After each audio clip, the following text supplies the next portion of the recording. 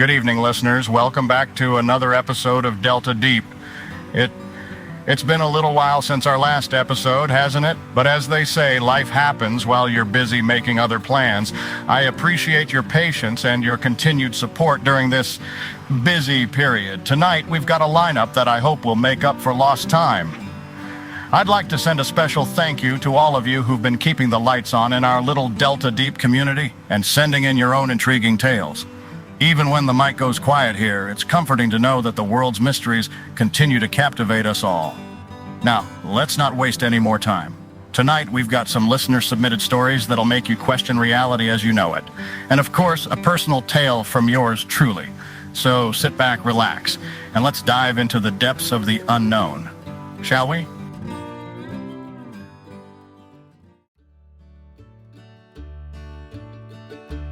All right, folks, time to pull those chairs in a bit closer and dim the lights.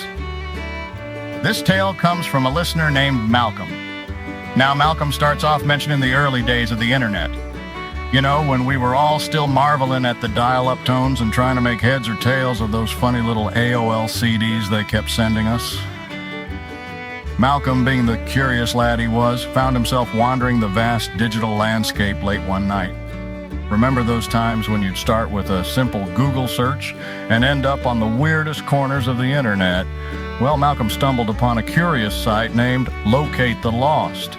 Now, it wasn't your usual help me find my high school sweetheart or missing pet site. No, sir. This was a forum where people from all over would post names of general areas. Think of it like a digital treasure hunt. Another user would show interest, mention they're near that location, and then, bam!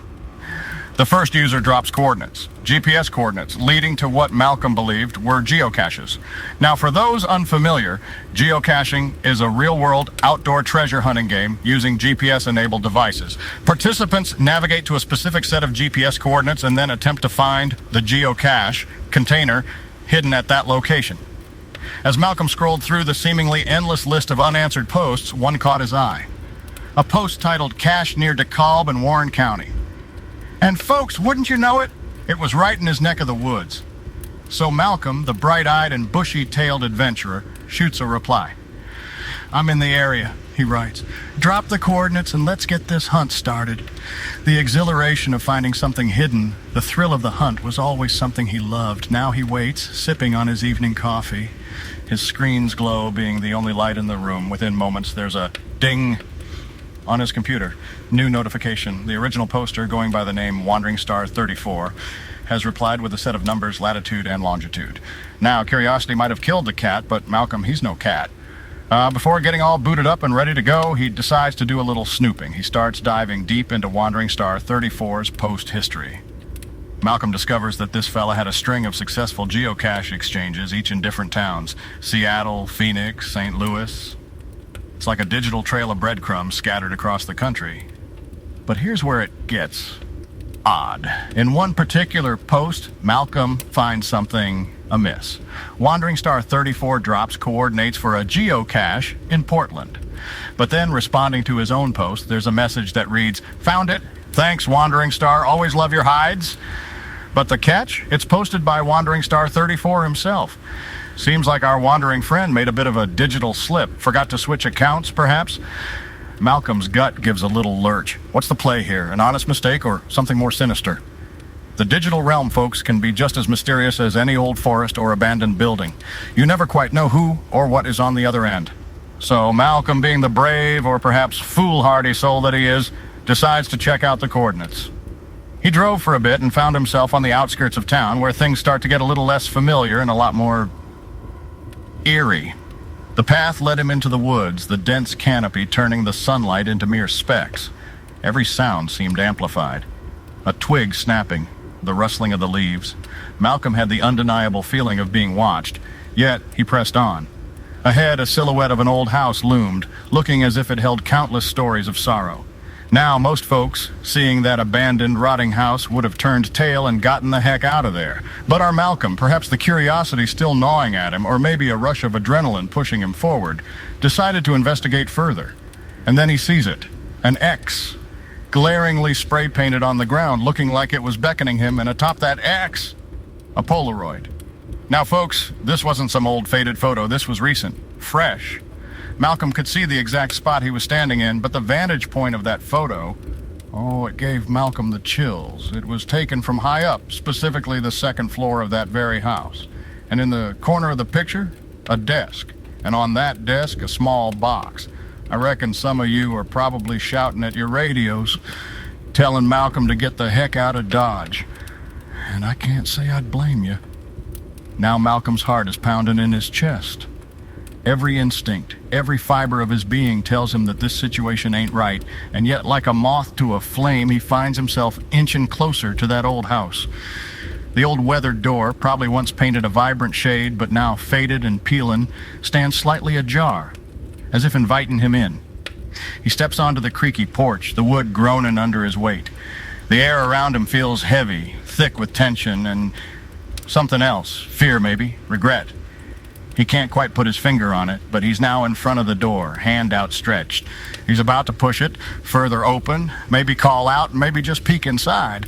Yet a small voice in the back of his head is screaming at him, "This is a bad idea, Malcolm!" Just as he's about to turn away, thinking to himself that maybe he should trust his gut on this, his gaze lands on the darkness of the slightly open closet by the door. What he sees makes his blood run cold. A face. Or, at least what seems to be one. It hung there almost independently. It wasn't like any face Malcolm or any of us have ever seen. It looked out of place. Misfit. Like it didn't belong to the head it was on. And for what felt like an eternity, Malcolm and this person, entity, whatever it was, locked eyes. There wasn't a sound except maybe Malcolm's own breath catching in his throat. And then, breaking the silence, the face, it smiles. Not a friendly smile. No, sir. It was a grin that was wide, too wide, almost stretching beyond the limits of that mismatched face. Without thinking, Malcolm bolts. He's running faster than he's ever run before. Every noise from behind him sounds like footsteps. Every shadow seems to be that face, but he doesn't dare look back. He just keeps running until he's out of the woods, until he's far, far away from that house. Now, folks, that face, or whatever it was, it didn't give chase.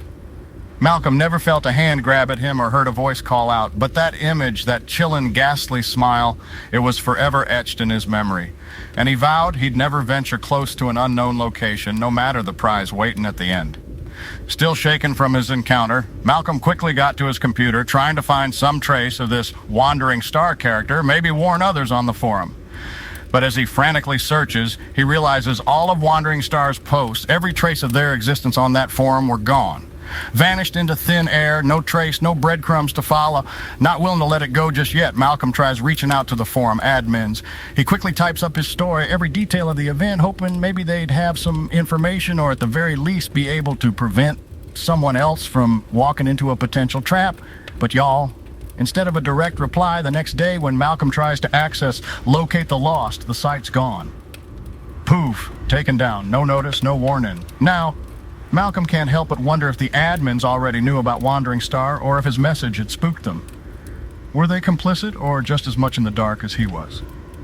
Sitting there, staring at the now defunct webpage, Malcolm contemplates his next move. Calling the police seems like the logical step, right? But what would he tell them? About an eerie online post, a ghostly face, a creepy house? Would they even believe him? Plus, there wasn't any actual crime committed yet. Malcolm decides against it, but he made sure to share his story with friends and family. A warning, a cautionary tale about the perils lurking in the shadows of the internet. And now, listeners, I pass this tale on to you. Let it be a reminder, a lesson, that sometimes curiosity might lead you to places better left unexplored. Well, folks, that was one heck of a tale, wasn't it? Whew. Every time I read one of these, I'm reminded just how strange and vast the world truly is. But before we move on, I got some, let's say, less than stellar news on the technical front. As some of you long-timers know, we used to have a little music segment where I'd pop in some cassettes and let y'all have a listen. Well, a couple weeks ago after the show, old Betsy, that's what I named my cassette player, she finally gave up the ghost. Tried to get her going again, but, well, I reckon she's played her last tune. But don't fret, this just means we got space for something new, something exciting. So starting from this week, we're introducing a brand new segment. Now, I won't spoil the surprise just yet, but let's just say if you're a fan of the weird, the mysterious, and the downright bizarre, you're in for a treat. Stick around, folks. Delta Deep's about to take another deep dive into the unknown.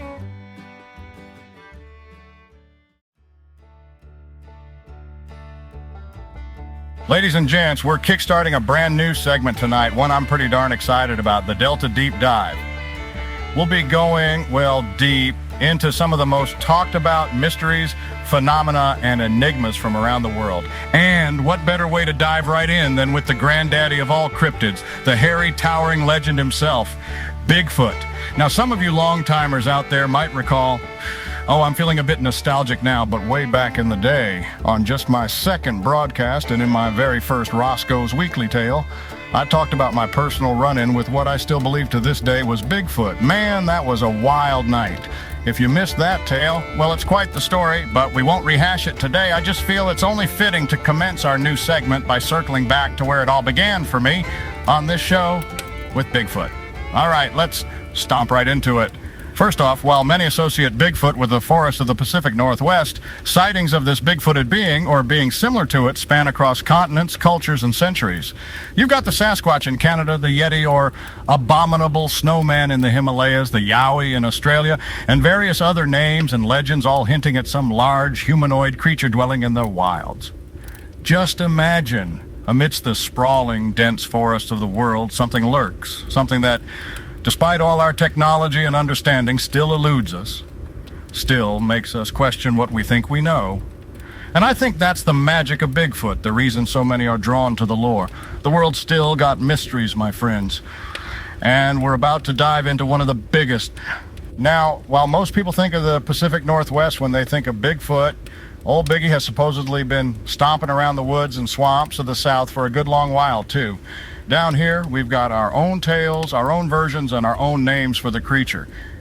In Florida, they talk about the skunk ape, owing to its, let's just say, distinctive aroma. Reports say this particular cryptid resides in the swamps with a smell that would make even a skunk turn up its nose. Then in Arkansas, there's the legend of the Fook monster, sometimes known as the Southern Sasquatch.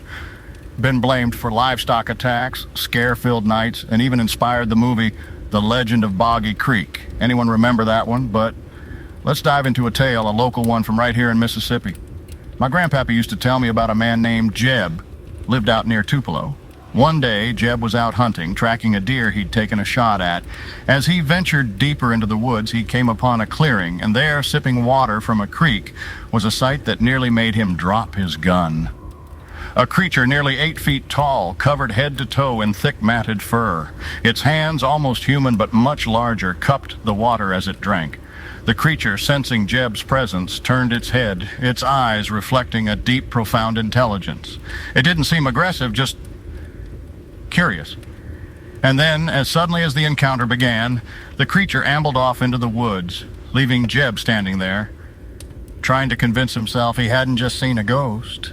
These tales, whether they're true or just the product of a moonlit imagination, are a testament to the rich tapestry of Bigfoot lore we have down here in the South. But whatever you believe, one thing's for certain. Our woods and swamps hold secrets, tales that have been whispered for generations, and a sense of wonder that keeps folks like us always searching, always questioning. Now, I've told some tales, spun some yarns, and shared a bit of history, but nothing beats a first-hand account. I've got a letter here from a listener named Clara, right from our neck of the woods. Clara writes, "Dear Roscoe, longtime listener, first-time writer, I wanted to share a story about the time I believe I encountered Bigfoot. It was late autumn 2 years ago. I was on one of my usual hikes near the Tallahatchie River, enjoying the vibrant hues of the leaves and the crispness in the air. It was a bit of a gloomy day with the sun hidden behind thick clouds, casting an eerie pallor over the woods. I was close to the river, where the path gets narrow, surrounded by tall pine trees. I heard a rustling, thinking it might be a deer, but what emerged from behind a thicket wasn't any deer I'd ever seen. It stood on 2 legs, towering, covered in thick, dark fur, its eyes deep set and curious. My heart raced. We locked eyes for what felt like an eternity, but must have been mere seconds. It tilted its head as if analyzing me, trying to understand who or what I was. Then, with a deep, resonant grunt, it turned and disappeared back into the dense woods. My legs felt like jelly, but I managed to snap a photo. It's blurry, but it's something. Now, Clara was kind enough to send in that photo, and I must say, while it ain't crystal clear, there's definitely something in it. Ain't sure what. Now, I ain't one to blindly believe every tale I hear, but there's a sincerity in Clara's words, a genuine feeling that she saw something that day, something that can't just be brushed off as imagination or misidentification. The woods are ancient, filled with stories and mysteries, and every once in a while they offer a glimpse into the unknown, a peek into their deep, dark secrets. Anyways, thanks for writing in, Clara. And to all you folks out there, if you've had your own close encounters or know someone who has, don't hesitate to share. The truth is sometimes right in our backyard. But what does science have to say about our elusive furry friend? Let's take a little journey into the more analytical side of Bigfoot. Many a folk have tried to debunk the existence of Bigfoot, pointing out the lack of concrete evidence. No bones, no bodies, and just a handful of blurry photographs and footprint casts. Scientists and skeptics argue that many of the sightings can be chalked up to hoaxes, mistaken identity, or overactive imaginations. Heck, a bear standing on its hind legs or even the shadow play of the trees at dusk could trick someone's mind into thinking they've seen the legendary creature.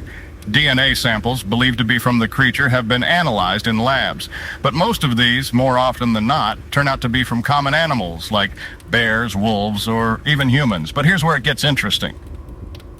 There are a few samples that come back as inconclusive, neither man nor known beast.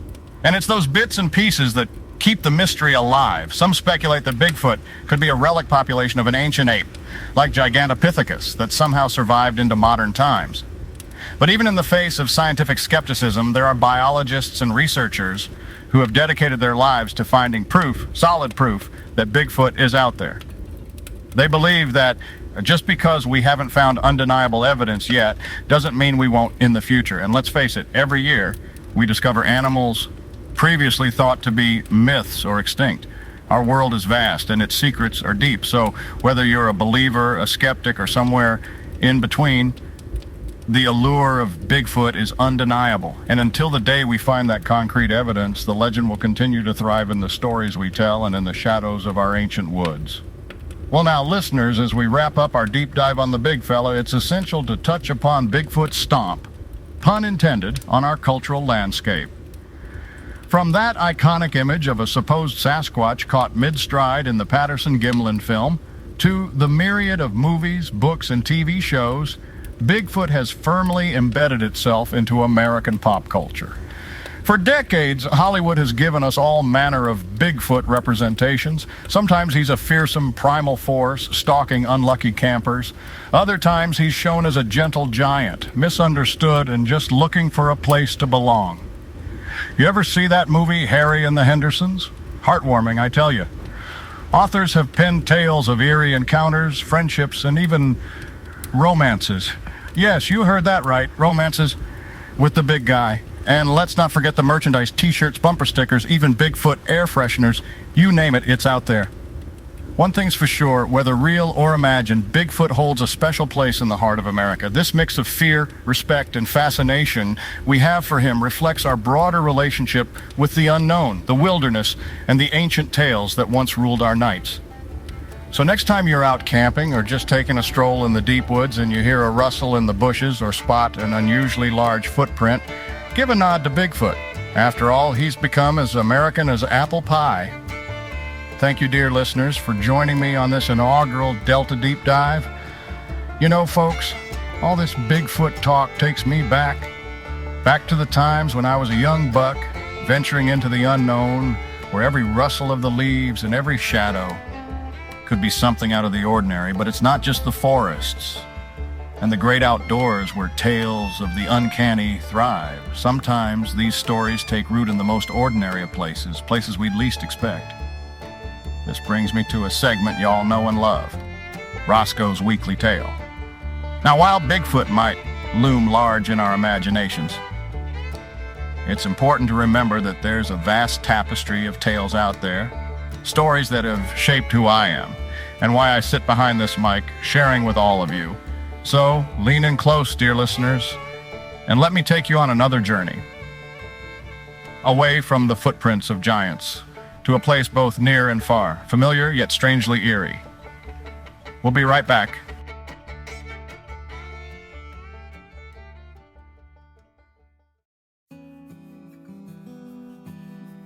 Now, before I jump into tonight's tale, it's essential I set the stage. The early 80s, it was a time when the highways weren't always lit up like they are now, with all of the neon signs and glaring LED billboards. You know, it's funny, a lot of folks these days take it for granted, driving down well-lit highways and roads where the darkest it gets is when you're blinking past those overhead streetlights. The 80s highways, they were a different beast. They had a character of their own. Some stretches were so dark it felt like you were diving headfirst into an abyss. My pa, bless his soul, was a truck driver along with Henry. Now, Pa, he'd seen a lot of things in his time behind that wheel. But there was one night, one peculiar instance that always stood out. Imagine it. A humid summer night, the air so thick it almost clings to you. My pa was driving his route, the only light coming from the truck's headlights cutting through that dense darkness. Miles and miles of road with no soul in sight. Just the hum of the engine and the memories in his head. Until, there on the side of the road, a figure emerges from the shadows. It's an older man, seemingly out of place. My pa, who was never one to pick up hitchhikers, felt something. There was an unexplainable familiarity in that stranger. Something about the man reminded Pa of himself, like staring into a distant, distorted mirror. He pulls over, and before he knows it, the man's hopped in. The inside of the truck is quiet, save for the murmur of the engine and the soft rustling of fabric as the stranger settles in. Pa tries to break the ice. "Hey there, friend. You headed to a particular place?" "Just need a ride to the gas station down the road," the stranger says, mentioning the name of a particular station. My pa's brow furrows, familiar as he is with every bend and twist of these roads. He's dead certain there's no station by that name in that direction. But he drives on, trying to make small talk. But with every topic, every reference to the present day, the stranger seems out of touch, distant. It's as if he ain't from around these parts. Then comes the question that hangs heavy in that small space. "What brings you to the area?" The stranger's voice is distant, just above a whisper. "I'm looking for why." Pa, ever the conversationalist, tries to keep the chat going. "Why what?" "Never mind," the stranger murmurs. They drive in an awkward silence. Then, suddenly, the stranger asks Pa to pull over, pointing to an empty stretch of land. And as the truck comes to a halt, the man steps out, uttering a simple "thank you," before disappearing into the brush. Curiosity piqued, Pa steps out, scanning the area, but the man is nowhere to be found. It's as if he's vanished, absorbed by the very night that had presented him. That tale, dear listeners, was the only ghost story my father ever told me. Now, folks, you gotta understand, my pa and I, we weren't always on the same wavelength. Growing up, he was a man grounded in reality, firm in his beliefs. To him, the world was as it appeared, no shadows lurking, no mysteries unresolved. Me, on the other hand, I was always drawn to the enigmatic, the unexplained. It's probably why I'm sitting here talking to y'all tonight. Now, 1993, that was a pivotal year. See, that summer, Henry and I had been through the ringer with Pa. Arguments seemed to spring up from nowhere. Disagreements lingered in the air, thick and palpable. It felt like we were walking on eggshells. The house was filled with these silent moments, punctuated by occasional bursts of loud voices. One evening, Henry had gone off with some of his buddies, and Ma and the others had called it a night. Just Pa and me left by the fireside. The orange glow from the flames illuminated his face, cast in long, wavering shadows. We sat there, the weight of our unresolved quarrels hanging between us. Grandma, you see, she used to tell us these wild tales, stories that'd give you chills. As kids, Henry and I would sit, eyes wide, hanging on her every word. But Pa, he couldn't stand them. He'd often come home, overhearing the tail end of one of her ghost stories, and the room would turn cold. To him, these stories were nonsense, distractions from the real world. The very world he was trying so hard to prepare us for. But that night, amidst the silence and tension, he started to speak. His voice, usually so authoritative, was soft, almost hesitant. He told me about that night, that strange encounter on the highway. The story of a hitchhiker, of an eerie familiarity, of a gas station that didn't exist. I remember the fire crackling, the world around us fading away as I hung on his every word. When he finished, we were engulfed in silence again. It was a rare glimpse into a side of my father I never knew existed. Now you might wonder why he chose that particular moment, that particular story. And to this day I still ponder it. But in that moment, in the warmth of that fire, it felt like a bridge, a way to connect, to understand. And it's strange, y'all, because just the other day I was reading in the local paper that they're opening up a new Buc-ee's in Mississippi. That same gas station Pa mentioned in his story. Now, what do you make of that? Coincidence or something more? Either way, that story, it holds a special place in my heart. Not just for its eeriness, but for what it represented. A father trying to reach out to his son in the only way he knew how. I'd give anything for one more fireside chat with him. But as time moves on, so must we. I think I'm going to cut out a little early, folks. I appreciate y'all listening and hope you have a great night. And this is Roscoe signing off.